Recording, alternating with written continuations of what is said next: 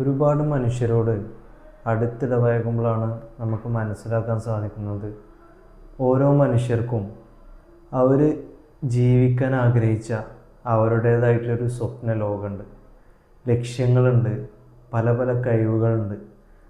എന്നാലും ഇതൊക്കെ ഉള്ളിലൊതുക്കിയിട്ട് അവരുടെ ജീവിതം മറ്റാരൊക്കെയോ നിശ്ചയിച്ച ഒരു പരിധിക്കുള്ളിൽ അവരുടെ സ്വപ്നങ്ങളും ലക്ഷ്യങ്ങളൊക്കെ അടിയറ വെച്ചിട്ട് അഭിനയിച്ച് ജീവിച്ച് തീർക്കുന്ന മനുഷ്യരാണ് നമുക്ക് ചുറ്റുമുള്ള കൂടുതൽ മനുഷ്യരും.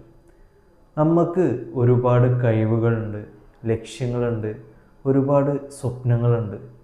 ഇതിലൊന്നും അതിൻ്റെ ഉന്നതിയിലേക്ക് എത്തിപ്പെടാൻ നമുക്ക് സാധിക്കുന്നില്ല.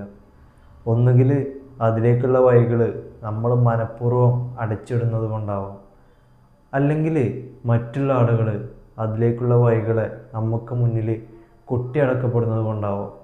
എന്നിട്ട് അതിൻ്റെ ഉള്ളിൽ വീർപ്പ് മുട്ടിയിട്ട് നമ്മുടെ ജീവിതം മുഴുവനും നമ്മൾ ഒരു അഭിനയിച്ച് ജീവിച്ച് തീർക്കുന്ന അവസ്ഥയാണ് കൂടുതൽ മനുഷ്യർക്കുള്ളത്.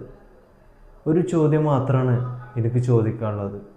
നമ്മൾ ആ സ്വപ്നം കണ്ട നമ്മുടെ സ്വപ്ന ലോകവും ലക്ഷ്യങ്ങളും നമ്മുടെ കഴിവുകളും ഒക്കെ നമ്മുടെ ഉള്ളിലൊതുക്കിയിട്ട് മറ്റാരൊക്കെയോ നിശ്ചയിക്കുന്ന ഒരു പരിധിക്കുള്ളിൽ നമ്മുടെ ജീവിതം നമ്മൾ ജീവിച്ച് തീർക്കണോ, അതോ ആരൊക്കെ എന്തൊക്കെ സാഹചര്യങ്ങൾ വന്നാലും ഒറ്റപ്പെട്ടാലും പട്ടിണി കിടന്നാലും അതിനെയൊക്കെ അതിജീവിച്ചിട്ട് നമ്മുടെ ആ സ്വപ്ന ലോകത്ത് പരിമിതികളില്ലാതെ നമുക്ക് പറന്നു നടക്കണോ എന്നുള്ളത് തീരുമാനം നമ്മളത് മാത്രമാണ്.